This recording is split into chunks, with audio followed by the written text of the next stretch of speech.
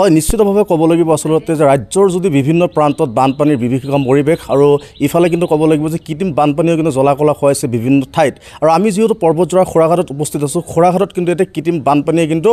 কেইবাখনো আচলতে গাঁও বা অঞ্চল আচলতে প্লাবিত কৰিছে বা সম্পূৰ্ণৰূপে কৃত্ৰিম বানপানীত কবলত পৰিছে আৰু আমি যিহেতু খোৰাঘাটত উপস্থিত আছোঁ এটা ঘৰত আৰু মোৰ সতীৰ্থ সামগ্ৰীৰ পৰিৱেশখিনি দেখুৱাব আচলতে যে এইখন যিখন ঘৰৰ অৱস্থা এয়া সম্পূৰ্ণৰূপে কিন্তু একেবাৰে বুৰ গৈছে পানীত ক'ব লাগিব আৰু ইয়াৰ পৰা যেতিয়া তেওঁলোকে ওলাই যায় ৰাস্তালৈ তাতো কিন্তু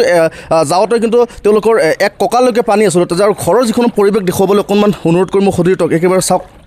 কেনেকুৱা ধৰণৰ অৱস্থা তেওঁলোকে ৰন্ধা বঢ়া কৰিব তাৰ কোনো ব্যৱস্থা নাই আৰু তেওঁলোকে আচলতে ইয়াত যে থাকিব ৰাতি যদি নিশাটো পাৰ কৰে তেওঁলোকে কিন্তু থকাৰ কোনো ধৰণৰ ব্যৱস্থা নাই আৰু তেওঁলোকে ইয়াৰ পৰা গৈ যি ৰাস্তা আছে ওখ ঠাই বিচাৰি তাত কিন্তু থাকিব লাগে কিন্তু তাৎপৰ্যপূৰ্ণ কথাটো হৈছে যে আজি পৰ্যন্ত কিন্তু ইয়াত কোনো ধৰণৰ খবৰ লোৱা নাই জিলা প্ৰশাসনৰ ফালৰ পৰা হওক বা বিভাগীয় কৰ্তৃপক্ষ হওক কোনো ধৰণে কিন্তু কোনো এজনে প্ৰতিনিধি ইয়াত আহি খবৰ লোৱা নাই আৰু তেওঁলোকে খুব বিচাৰিছে আমি কিছু কথা জনাৰ চেষ্টা কৰিম দাদা যে যিহেতু আপোনালোকৰ কিমান দিনৰ পৰা এই কৃত্ৰিম বানপানীৰ কৃত্ৰিম বানপানীৰ কবলত পৰিছে আৰু কি ক'ব এক মাসের বেশি হল বানপানী এই এক মাসের মানে থাকি কষ্ট ভুগি আছি আমার খাওয়া পাওয়ার খাওয়া দাওয়া অমুক তমুক পুরে কষ্ট হয়ে আছে পুরে মানে বাসি কতগুলো মানুষের বেমার হয়েছে বাসি না বাসি কোনো কোনো মানে কি নাই কে ৰাতিটো ক'ত থাকে রাতি অল্প স্বল্প ঘর থাকে নালে রাস্তায় ঘুরি বেড়ায় নালে যেটি শুকেন আছে ওটি যে বসি থাকি মশা কামৰা কত কিছু হয় আমি দেখিছোঁ যে আপোনাৰ যি এইখন ঘৰ আছে ঘৰত যিবোৰ বয় বস্তু ৰন্ধা বঢ়া যিবোৰ বয় বস্তু আছে সকলো কিন্তু ওপৰত উঠাই ৰাখিছে আৰু থকাৰ যি আপোনালোকৰ বিচনা আছে বিচনাখনত কিন্তু সকলো বস্তু ৰাখিছে ৰাতিটো আপোনালোকে ৰন্ধা বঢ়া কেনেকৈ কৰে ৰন্ধা বঢ়া কি যে শুকেন জেগাৰ মধ্যে যে কোনো ৰকম মানে কোনো ৰকম খালি আলু ভাতটা অমুক তমুক কৰি সিদ্ধ কৰি খালি কোনো ৰকম জীৱনটা বাঁচা আমি আৰু এটা বস্তু দেখিছোঁ যে ইয়াৰ পৰা আপোনাৰ ঘৰৰ পৰা এইখন গাঁৱৰ পৰা যেতিয়া যায় ওলাই যায় ৰাস্তালৈ মেইন পথলৈ যায় তেতিয়া কিন্তু চাইছোঁ আমি এক কঁকাললৈকে পানী এক চৰু পানী এক কমৰ পৰ্যন্ত ওলাই যাবতো নোৱাৰে ওলাই যাব নাপাৰে অসুবিধা হয় অসুবিধা আপোনালোকে চাৰ্কেল অফিচাৰ হওক বা জিলা প্ৰশাসনৰ ফালৰ পৰা কাৰোবাক কৈছিলে নে না কৈছি বহুত কৈছি বহুতবাৰে কোৱা হৈছে খালি কয় হ'ব হ'ব হয় না তো কিমান দিনৰ পৰা এনেকুৱা হৈ আছে এই এক মাসের বেশি হব এক মাসের বেশি হব বাইদেউক কৈছি SDO বাইদেউক কৈছি সার্কেল আগত বাইদেউ আসলো বাইদেউ যাওয়ার পরে এলা সার আসছে সারও কোনো গুরুত্ব দেওয়া নাই আগের বাইদেউ গুরুত্ব দেওয়া নাই SDO বাইদেউ গুরুত্ব দেওয়া নাই মানে প্রায় কিমান এমাহৰ পৰা হৈ আছে এক মাসেৰ বেশি হলো কোনো ধৰণৰ ৰিলিফৰ ব্যৱস্থা কৰিছে ৰিলিফ টিলিফ পাওয়া নাই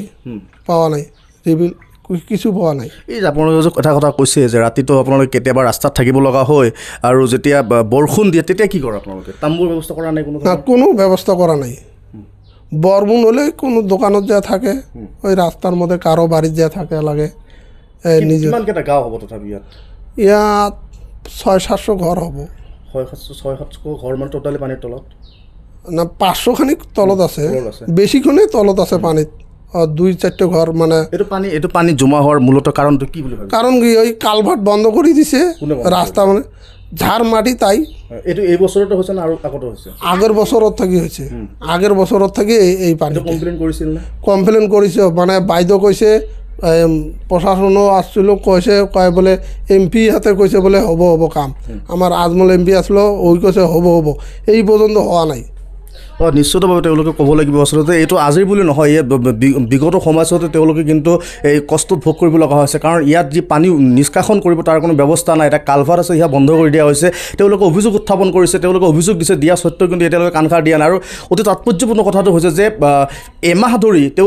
ধৰি এনেকৈ আচলতে মোৰ সতীৰ্থ আকৌ এবাৰ দেখাব যে এমাহ ধৰি তেওঁলোকে এনেকৈ আচলতে জমৰ যাতনাত ভুগিছে তেওঁলোকে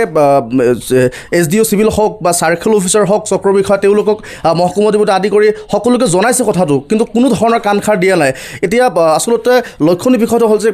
এই যি তেওঁলোকৰ যি কষ্ট তেওঁলোকৰ যি বেদনা এয়া কি আচলতে ৰজাঘৰীয়া হওক বা প্ৰশাসনৰ ফালৰ পৰা মানুহ হওক তেওঁলোকে বুজি নাপায় নেকি কিয় তেওঁলোকৰ ক্ষেত্ৰত এনেকুৱা হেমাহি কৰা হৈছে আৰু ডাঙৰ কথা হৈছে যে তেওঁলোকে যে এতিয়ালৈকে যে থাকে ৰাস্তাত যে থাকে তেওঁলোকক কোনো ধৰণৰ তাম্বুৰ ব্যৱস্থা কৰা নাই বা তেওঁলোকক যি বান হোৱাৰ বাবে তেওঁলোকক যি কিবা এটা সহায় কৰিব লাগিছিল কোনো ধৰণৰ ৰিলিফ দিয়া নাই এওঁলোকে অভিযোগ উত্থাপন কৰিছে এতিয়া লক্ষণীয় বিষয়টো হ'ব যে অহা দিনত আচলতে কেনেকুৱা ধৰণৰ ব্যৱস্থা গ্ৰহণ কৰে সেয়া কিন্তু সময়ত হ'ব লক্ষণীয়